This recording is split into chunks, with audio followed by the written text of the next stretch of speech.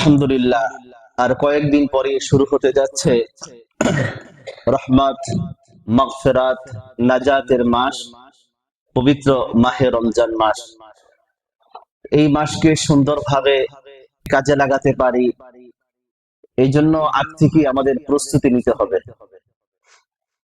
কারণ যে কোনো গুরুত্বপূর্ণ কাজের ভালোভাবে প্রস্তুতি গ্রহণ করতে হলে যদি আগ থেকেই সেটা আমাদের মানসিকভাবে নিজেদেরকে তৈরি করতে হবে, এরপরে আমি ভালোভাবে সেটার প্রস্তুতি গ্রহণ করতে পারবো। আর ওই কাজটি আমি সুন্দরভাবে করতে পারবো যদি আগ থেকে আমি প্রস্তুতি গ্রহণ করি। আগ থেকে যদি আমরা প্রস্তুতি গ্রহণ করি, তাহলে ওই কাজটা আমরা সুন্দরভাবে করতে পারবো। আর সুন্দরভাবে যদি একটি কাজ করতে হয়, প্রস্তুতি নেওয়ার আগে নিজেকে মানসিকভাবে আগে নিজেদেরকে তৈরি করতে হবে, তাহলে ওই কাজটা আমাদের পরিপূর্ণতা আসবে। আর যদি হঠাৎ করে কাজটা করা শুরু করি কোনো প্রস্তুতি ছাড়া, তাহলে কাজের পরিপূর্ণতা আসবে না, কাজটা পরিপূর্ণতা পাবে না। তো আল্লাহ তাআলা এই রমজানে এত ফজিলত রেখেছেন, আল্লাহ তাআলা এই রমজানে এত অফার রেখেছেন, সেটা গ্রহণ করতে হলে এখন থেকেই আমাদের প্রস্তুতি নিতে হবে। নিজেদেরকে সেই আল্লাহর ওয়াদাকৃত যে পুরস্কারগুলো আছে এটা গ্রহণ করতে হলে এখন থেকেই আমাদের নিজেদেরকে তৈরি করতে হবে। কিন্তু বড় দুঃখের বিষয়, আমাদের সমাজে রমজানের প্রস্তুতি আমাদের আছে, প্রত্যেকের স্থান থেকে আমরা মাহে রমজানের প্রস্তুতি আমরা গ্রহণ করি। সেটা কি? মাহে রমজান যেই বার্তা দেয়, মাহে রমজান যে আহ্বান আমাদেরকে করে, যে মাগফিরাতের আহ্বান করে, যে নাজাতের আহ্বান করে, যে রহমতের আহ্বান করে, তো এগুলোর সাথে আমাদের প্রস্তুতির অনেক সাংঘর্ষিক।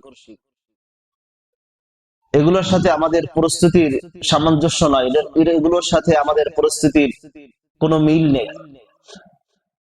যে অনেকখানি এমন হয়, যেমন চিত্রটা যদি আমরা তুলে ধরি, বিষয়টা এমন হয়, দেখবেন যারা মিডিয়ার সাথে যারা জড়িত আছে তাদের প্রস্তুতি কি? মাহে রমজান মাস যেই আসে, সামনে ঈদ আসছে, ঈদের সময় কি কি সিনেমা বানাবে, কি কি নাটক বানাবে, কখন কোন শো দেখাবে, সেটার প্রস্তুতি সে এখন থেকেই নেওয়া আরম্ভ করেছে। এটা হলো তাদের প্রস্তুতি।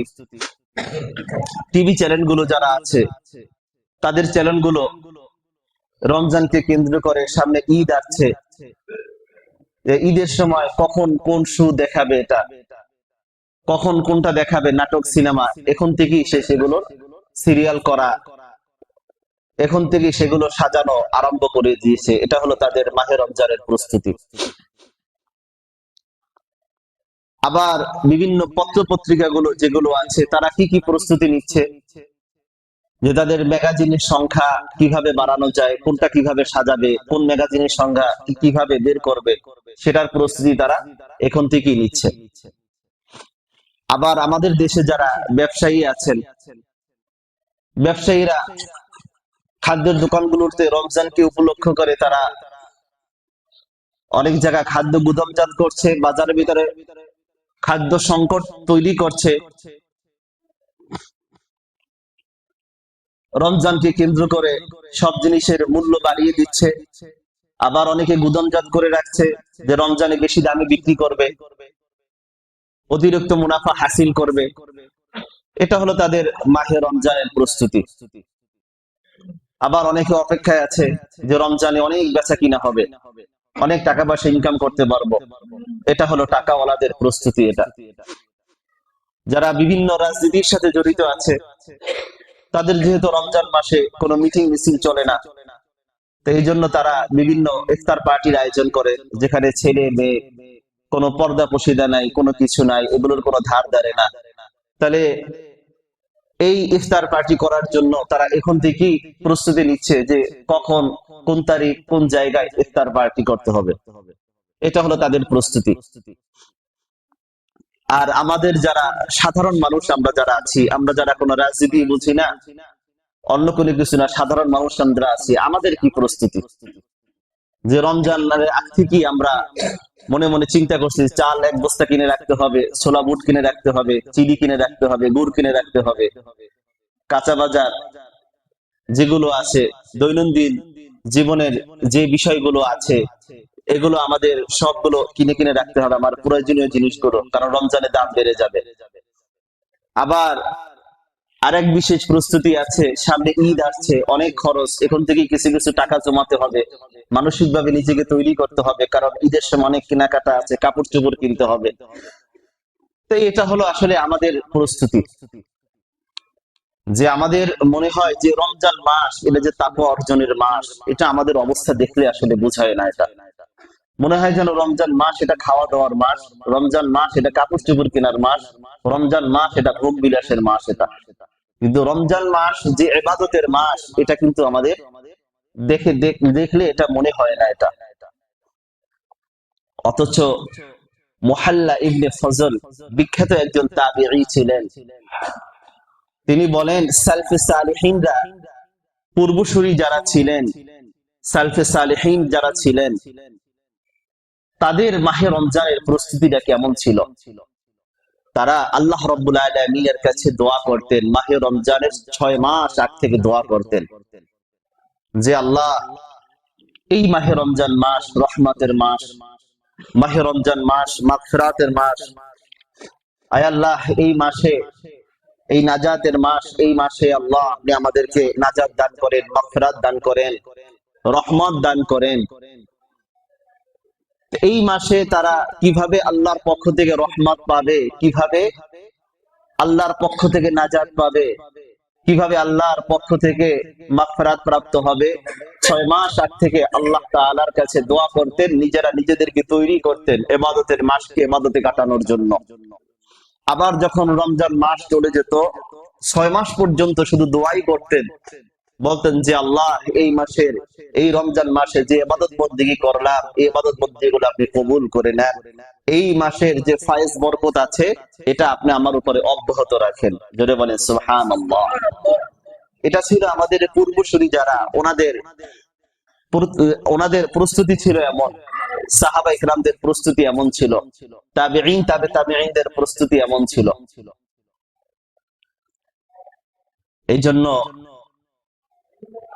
নবীজি সাল্লাল্লাহু আলাইহি ওয়াসাল্লাম বলেন, قال رسول الله صلى الله عليه وسلم, আল্লাহ রাসূল সাল্লাল্লাহু আলাইহি ওয়াসাল্লাম বলেন, ইন্না আল্লাহা ইউহিব্বু ইযা আমিলা আহাদুকুম আমালান আন ইউতকিনাহু।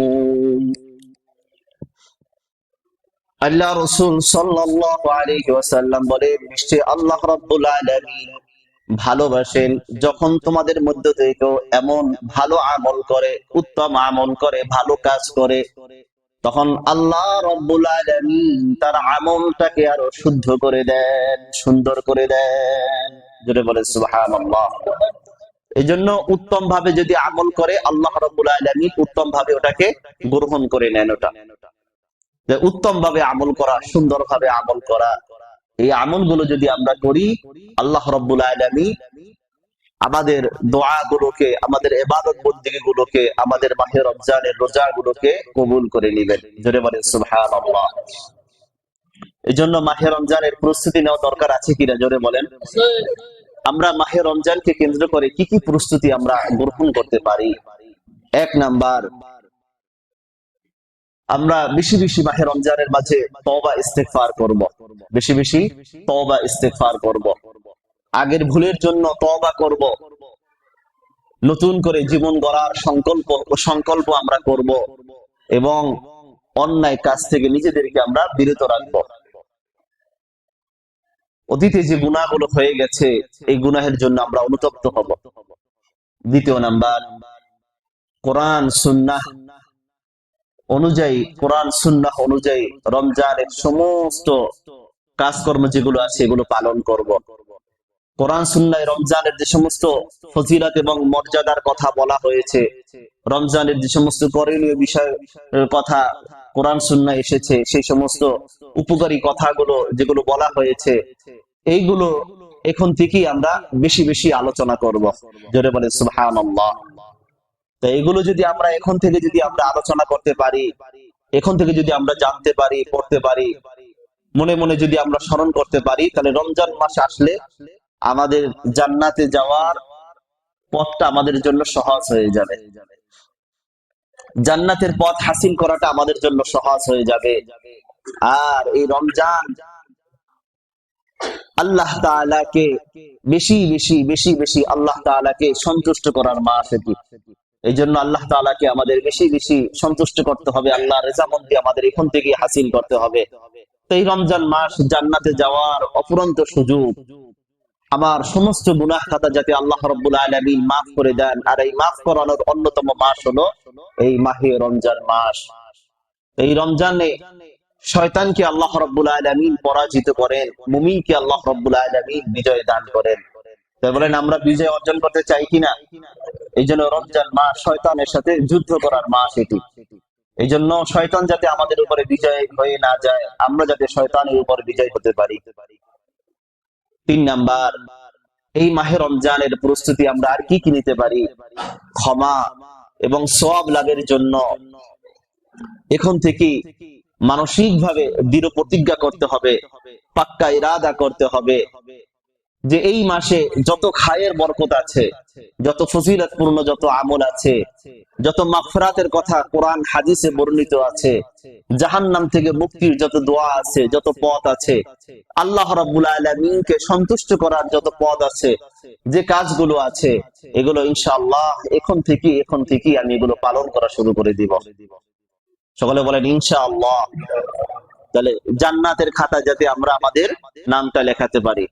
এই জন্য জান্নাতের খাতা যদি আমরা নাম লেখাতে চাই, তাহলে বলেন আল্লাহর আনুগত্য বাদ দিয়ে, নবীর সুন্নাহকে বাদ দিয়ে অন্য কোন তরিকা, অন্য কোন পন্থায় কি আমরা পারবো? তাহলে পারবো না। এই জন্য মাহে রমজান মাস নিজেকে সাজানোর মাস, নিজেকে আত্মশুদ্ধি করার মাস, নিজেকে গুছানোর মাস। 4th নাম্বার, আমরা আর কি কি প্রস্তুতি নিতে পারি রমজানকে কেন্দ্র করে? আমাদের বিগত রমজান চলে গেছে, আমরা তেমন কিছু অর্জন করতে পারি নাই, আল্লাহ রাব্বুল আলামিনের পক্ষ থেকে ক্ষমাও নিতে পারি নাই। তো গত রমজানে কোন কোন সমস্যার কারণে আমি ইবাদতটা ভালোভাবে করতে পারলাম না, কোন কোন সমস্যার কারণে আমি আল্লাহর সন্তুষ্টতা অর্জন করতে পারলাম না, কোন কোন সমস্যার কারণে শয়তানের উপর আমি বিজয় হতে পারলাম না, ওই বিষয়গুলো আপনাকে আমাকে চিহ্নিত করতে হবে। আর এখন থেকেই আমাকে আপনাকে ইরাদা করতে হবে যে এই কাজগুলো আমি করব না। আমার আল্লাহ যাতে খুশি হন ওই কাজ আমি করব, আমার আল্লাহ যাতে বেজার হন ওই কাজ আমি করব না। এটাকে আপনাকে আমাকে এখন থেকেই এটা নির্ধারণ করতে হবে। যারা গত বছর রমজানের রোজাগুলো আমরা রাখতে পারি নাই, আপনাকে এখন থেকে চিন্তা করতে হবে যে আমি কেন আমি রাখতে পারলাম না, কোন কারণে আমি রাখতে পারলাম না, যে শয়তান আমার উপরে বিজয় হয়ে গেল, আমি আল্লাহ রাব্বুল আলামিনের এত বড় নাফরমান হয়ে গেলাম, আল্লাহর সন্তুষ্টি হাসিল করতে পারলাম না, আল্লাহর গজব, আল্লাহর রেদামন্দি আমি হাসিল করতে পারলাম না, আল্লাহর গজব হাসিল করলাম। আল্লাহ তাআলা আমার উপরে গত রমজানে অসন্তুষ্ট ছিলেন। তবে এবার থেকে আমি আশা করি আল্লাহ রাব্বুল আলামিন যেন এই রমজানে আমার উপরে সন্তুষ্ট হয়ে যান। এই জন্য কাজা রোজা যেগুলো হয়ে গেছে এগুলো এখন থেকে আদায় করা শুরু করে দেব ইনশাআল্লাহ। 5ম নাম্বার, মাহে রমজান মাসে আল্লাহ রাব্বুল আলামিন সমস্ত মানুষদেরকে সাধারণ ক্ষমা ঘোষণা করেন, আর সেটা পাওয়ার জন্য 2টি শর্ত। কয়টি শর্ত জোরে বলেন? 2টি শর্ত। 1 নাম্বার, শিরিক মুক্ত ইবাদত করা, যে আমার কোন ইবাদতের মাঝে শিরিক থাকতে পারবে না, কারণ ইবাদতের মালিক কে? আল্লাহ, আল্লাহর সাথে কাউকে শিরিক করা যাবে না। 2য় নাম্বার, হিংসা মুক্ত জীবন যাপন করা, কোনো হিংসা করা যাবে না, চগলখুরি করা যাবে না, কুটনামি করা যাবে না, মানুষের গীবাত শিকায়েত করা যাবে না। আপনি যদি একজন মানুষের হিংসা করেন, একজন মানুষকে আপনার ছোট করেন, আর একটা মানুষের কাছে গিয়ে গিয়ে আপনি বদনাম বলে বলে বেড়ান, আপনি ওই মানুষকে যদি অসম্মানিত করতে চান আপনি কোনোদিন পারবেন না, যদি আল্লাহ রাব্বুল আলামিন না চান। আর আল্লাহ রাব্বুল আলামিন যদি ওই ব্যক্তির কপালে সম্মান লিখিয়ে থাকেন, আপনাকে আল্লাহ রাব্বুল আলামিন সবার সামনে বেইজ্জতি করবেন, ওই ব্যক্তিকে আল্লাহ রাব্বুল আলামিন সবার সামনে সম্মানিত করবেন। এই জন্য বিনা কষ্টে আমার এই নামটা যেন এখান থেকে জান্নাতের খাতা থেকে যাতে বাদ পড়ে না যায়। মাহে রমজান মাস সাধারণ ক্ষমার মাস, এই ক্ষমা থেকে আমার আপনার নামটা যাতে লিস্ট থেকে বাদ পড়ে না যায়। এই জন্য আমরা এখন থেকেই মানসিক ভাবে প্রস্তুতি নিতে হবে, শারীরিক ভাবে প্রস্তুতি নিতে হবে, যাতে করে আমরা আল্লাহ রাব্বুল আলামিনের মাগফিরাত আমরা হাসিল করতে পারি, আল্লাহ রাব্বুল আলামিনের রহমত আমরা এখন থেকে হাসিল করতে পারি, আল্লাহ রাব্বুল আলামিনের ওই জাহান্নাম থেকে নাজাত যেন আমরা এই মাসেই আমরা হাসিল করতে পারি। 6 নাম্বার, রমজান এবং সিয়ামের যত মাসআলা আছে এগুলো আমাদের শিক্ষা করতে হবে। রমজানের রোজা কিসে ভাঙে, রমজানের রোজা কিসে দুর্বল হয়ে যায়, রমজানের রোজা কিভাবে করলে রোজাটা পরিপূর্ণ হয়, কিভাবে করলে এটা সন্তুষ্টতা অর্জন করা যায়। হাদিসের মাঝে আছে মানুষ রোজা রাখে, কানের রোজা আছে, মুখের রোজা আছে, চোখের রোজা আছে, অঙ্গ প্রত্যঙ্গের রোজা আছে। যখন মানুষ গুনাহের কাজ করে তখন তার কানের রোজাটা, চোখের রোজাটা শেষ হয়ে যায়। গুনার কথা যখন কান দিয়ে শোনে তখন তার কানের রোজাটা শেষ হয়ে যায়। মিথ্যা কথা যখন বলে তখন মুখের রোজাটা শেষ হয়ে যায়। অঙ্গ প্রত্যঙ্গ যখন গুনাহের কাজে ব্যয় করে তখন অঙ্গ প্রত্যঙ্গের রোজাগুলো শেষ হয়ে যায়। এই জন্য মাসালা গুলো জানা, কোন কাজ করলে আমার এই রোজাগুলো দুর্বল হয়ে যায়, কোন কাজ করলে এই রোজার হক আমার আদায় হয় না, আর কিভাবে আদায় করলে রোজার হক আদায় হয়, কিভাবে আদায় করলে কোরআন সুন্নাহ মোতাবেক রোজাটি আদায় হবে। এই জন্য মাসালা আমাদের জানার দরকার আছে কিনা জোরে বলেন। এখন থেকেই আমরা ইনশাআল্লাহ মাসালা গুলো আমরা জেনে নিব। যেটা আমি মনে মনে আমার যেটা মনে আসবে, আপনার কাছের যে মানুষ আছে, যে খতিব সাহেব আছেন, ইমাম সাহেব আছেন, তাদের কাছ থেকে আমরা এটা জেনে নিব ইনশাআল্লাহ। 7 নাম্বার প্রস্তুতি, আমাদের পিছনের যে রমজান গুলো গিয়েছে এই রমজান গুলোতে আমরা যে আমল গুলো করতে পারিনি, রমজান চলে গিয়েছে এখন আমরা আফসোস করি, এই রমজানে এই আমল গুলো করতে পারলাম না, তারাবির নামাজটা পড়তে পারলাম না, 5 ওয়াক্ত নামাজ জামাতের সাথে ইহতিমামের সাথে আদায় করতে পারলাম না, 5 ওয়াক্ত নামাজের পরে যে সুন্নাহ গুলো আছে সুন্নাহ গুলো আমি ঠিকভাবে আদায় করতে পারলাম না, আমি নফল নামাজ পড়তে পারলাম না, তাহাজ্জুদের নামাজ পড়তে পারলাম না। যে এই যে বিষয়গুলো যেগুলো গত রমজানে ছুটে গিয়েছে, বিগত রমজানে যেটা আমরা যে আমলগুলো আমরা করতে পারিনি, কেন পারলাম না, কেন খতমে তারাবিটা আমি পড়তে পারলাম না, কেন আমি কোরআন তেলাওয়াত করতে আমি পারলাম না, কেন আমরা কোরআনের হালকায় বসতে পারলাম না, কেন আমরা প্রচুর পরিমাণে দান সদকা করতে পারলাম না, কেন আমরা মিসকিনদেরকে ইফতার করাতে পারলাম না, কেন আমি যারা গরিব ইফতার করাতে পারলাম না, কেন আমি আত্মীয়তার সম্পর্ক রক্ষা করতে পারলাম না। যে গত রমজানে যে আমলগুলো ছুটে গিয়েছে এই রমজানে চিহ্নিত করে করে ওই আমলগুলো ইনশাআল্লাহ আমরা সবাই করব। আমাকে দেখতে হবে কিসের কারণে আমার ওই আমলগুলো ছুটে গিয়েছে, ব্যবসার কারণে, টাকার লোভের কারণে, সেটাও আমাকে চিহ্নিত করতে হবে। এই রমজানকে কেন্দ্র করে আমি সবগুলো কুরবানি করে দিব, সবগুলো আমি পরিত্যাগ করব।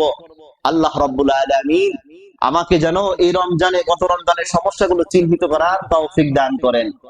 আরো জোরে বলেন আমিন। এবং এই রমজানটা আমরা ইবাদতে কাটাবো, এই দৃঢ় ইয়াকিন বিশ্বাস আমরা সবাই করতে পারি না ইনশাআল্লাহ। ইনশাআল্লাহ সবাই আমরা করব।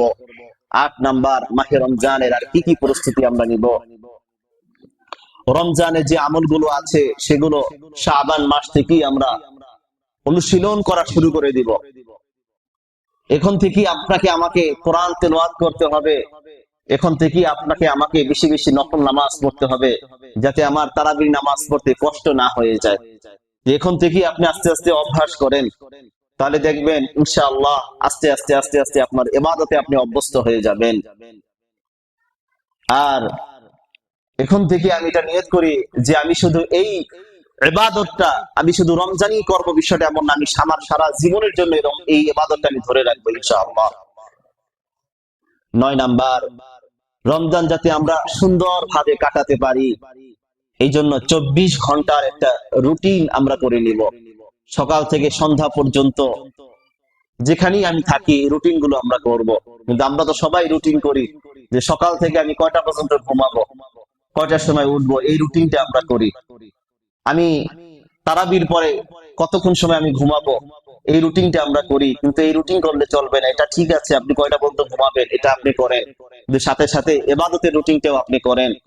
আপনি কোরআনুল কারীমের পিছনে কতটুকু সময় দিবেন, আপনার জীবিকা অন্বেষণের জন্য আপনি কতটুকু সময় দিবেন, আল্লাহর ইবাদতের জন্য কতটুকু সময় দিবেন, আপনি নবীর জন্য দুরূদ আপনি কতটুকু পাঠাবেন, ইস্তিগফার আপনি কতটুকু নিজের জন্য আপনি পড়বেন, আল্লাহ রাব্বুল আলামিনের কাছে কতবার আপনি মাপ চাবেন, আপনার কোন কোন আমলগুলো আপনার করা দরকার, পিছনের গুনার গুলো কথা বলে বলে বলে বলে এরপরে আল্লাহ রাব্বুল আলামিনের কাছে মাপ চাওয়া।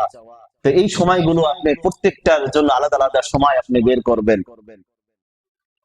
এই জন্য 5 ওয়াক্ত নামাজের পর পর কিছু কিছু কিছু কিছু নফল ইবাদত বন্দেগী দ্বারা 5 ওয়াক্ত নামাজকে সাজানো, যে আমি এই নামাজের আগে এতটুকু ইবাদত বন্দেগী করব, এই নামাজের পরে এতটুকু করব, যেটা ছুটে যাবে পরের নামাজে আবার এটা কাজা করে নেবেন, পরের নামাজে বলবেন ওই নামাজ এটা করতে পারি না, এই নামাজে এটা করব।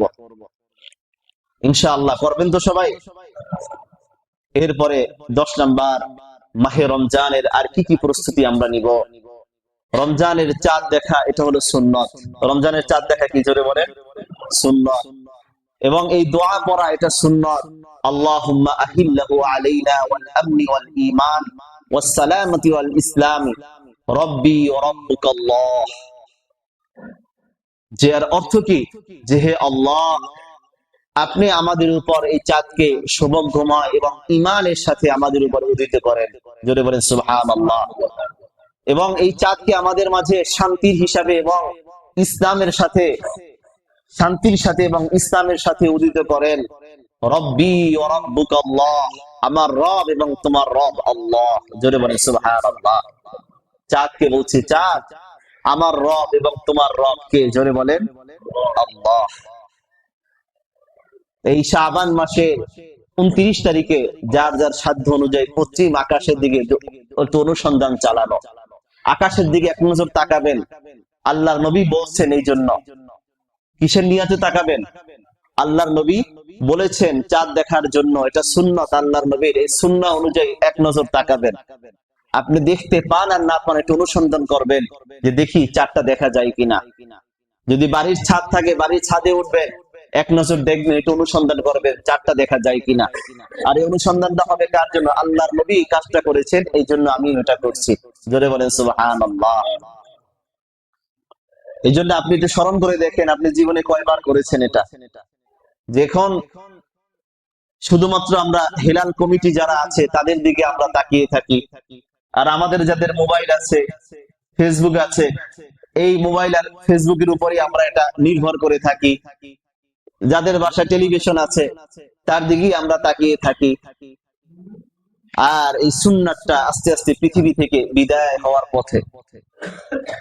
অথচ দেখেন ছোটবেলায় যারা গ্রামে বড় হয়েছেন সবাই মিলে একসাথে চাঁদ অনুসন্ধান করতাম, একসাথে দেখতাম, এটা কত বড় একটা আনন্দের বিষয় ছিল। আল্লাহ তাআলা তো মুসলমানদেরকে এই জন্য এর মাঝে আনন্দ দান করেছেন।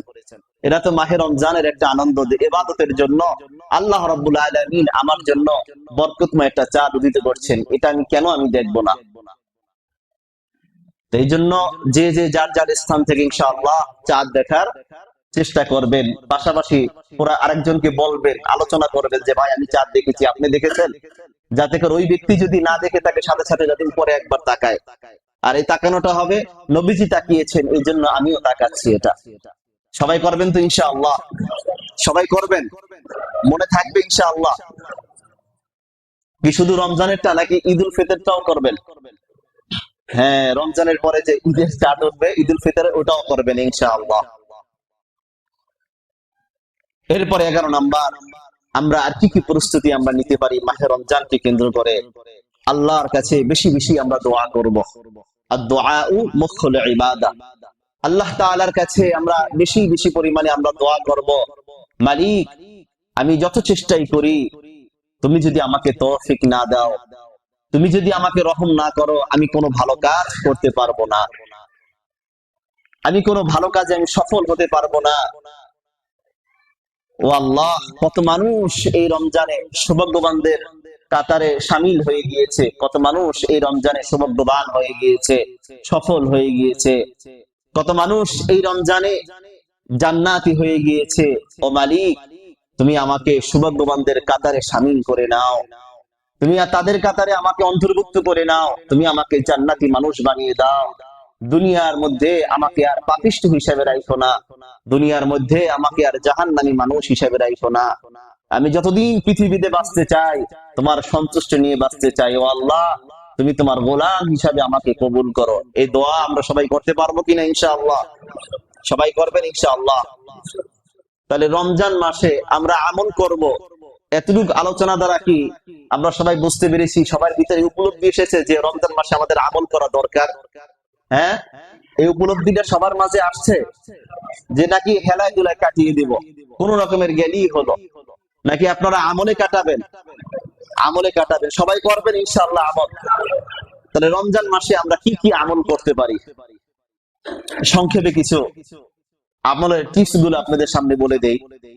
রমজান মাসের বিশেষ আমল গুলো হলো যে চাঁদ দেখা এবং দোয়া পড়া, সিয়াম সাধনা করা অর্থাৎ রোজা রাখা, তারাবি সালাত আদায় করা, সাহরি খাওয়া, শেষ সময় সাহরি খাওয়া, সম্ভব হলে সাহরি খাওয়ার কিছুক্ষণ পূর্বে উঠলেন, 2 রাকাত হোক 4 রাকাত হোক তাহাজ্জুদের নামাজ পড়লেন।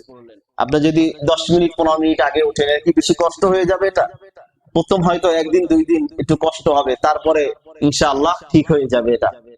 আর প্রয়োজনে একটু সকালের দিক দিয়ে একটু ঘুমটা 15 মিনিট বাড়িয়ে নিলেন, তাহলে তো তাহাজ্জুদের নামাজটা হয়ে গেল এটা।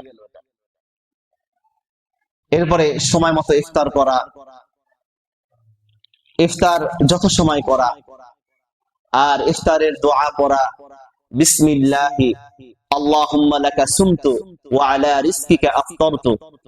এরপরে যিনি ইফতার করাচ্ছেন তার জন্য দোয়া করবেন, যাহাবা যামাউ ওয়াবতাল্লাতিল উরুকু ওয়া সাবাতাল আজরু ইনশাআল্লাহ।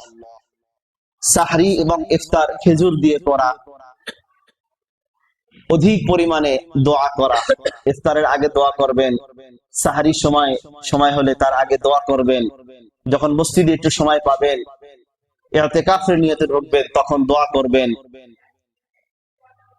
এরপরে পাপ কাজ যেগুলো আছে এগুলো সব বর্জন করতে হবে, কোনো পাপ কাজ করবেন না এবং চিহ্নিত করে করে বর্জন করবেন। একসাথে আপনি সব পাপ কাজ ছাড়তে পারবেন না যে আমি আজকে এই পাপ কাজটা আমি করব না, এভাবে নিজের মনের সাথে আপনাকে যুদ্ধ করতে হবে।